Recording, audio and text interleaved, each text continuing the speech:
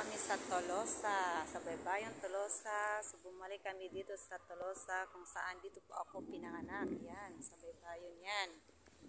So, ako po ngayon ay may sakit na high blood. So sa liit kong ito, nagkaroon ako ng high blood dahil sa hereditary din ng family ko, father side. And then sa mother side ko, meron din kumbaga sa nervous. Kaya ganun. So 2-in-1 ako niyan. So nervous na, may high blood pa, yun.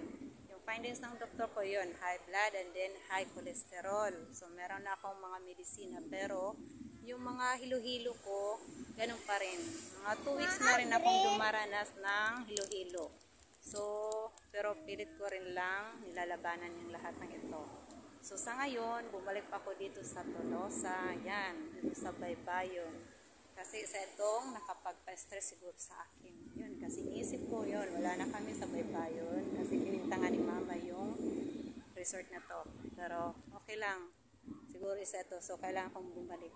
Dahil baka maibsan yung depression ko. Hindi ko alam depression, fear.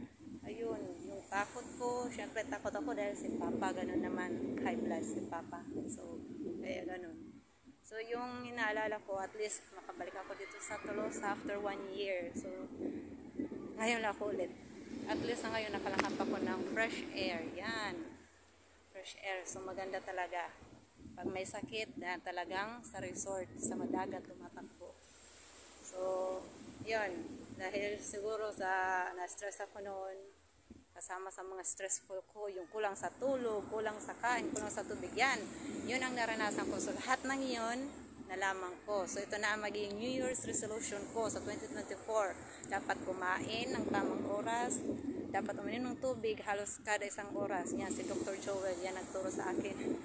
Tapos, yun, hindi magpapabaya sa sarili kasi yung nangyari sa akin, on the go ako palagi. So, hindi ko na inisip na yung katawan ko pala mapapagod din. So, yung isip ko,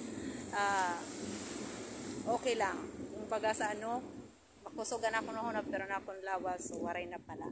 So, ito yung nangyari sa akin ngayon. So, dahil sa high blood ko, na-nervous ako, dahil pag nahihilo ako, yun, takot na talaga ako, nanginginig na lahat ng katawan ko, tapos yun, hirap na ako sa paghinga. So, yun ang kinatatakutan ko, ayaw ko pang meron pa akong mga anak, so kailangan ko sa nagaya, yun, pilit na lumalaban ako.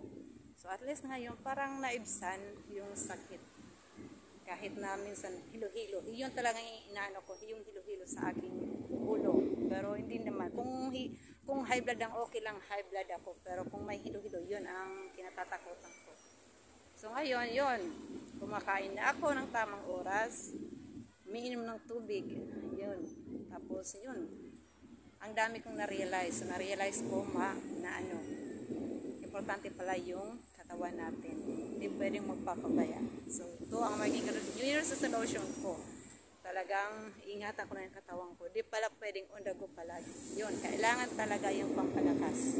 Kaya, exercise. Yun, exercise na rin ako.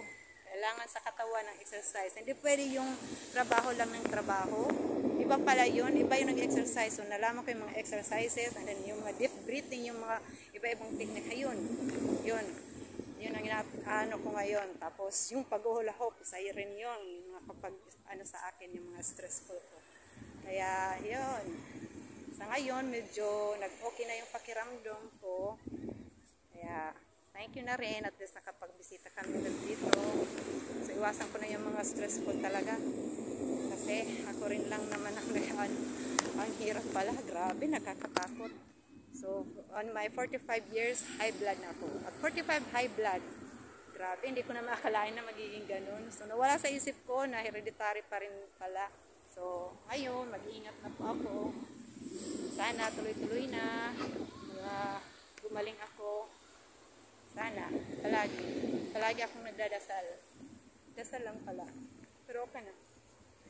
At least, ngayon na lang pala yung book. So, salamat na sa inyo. Salamat po. Thank you so much.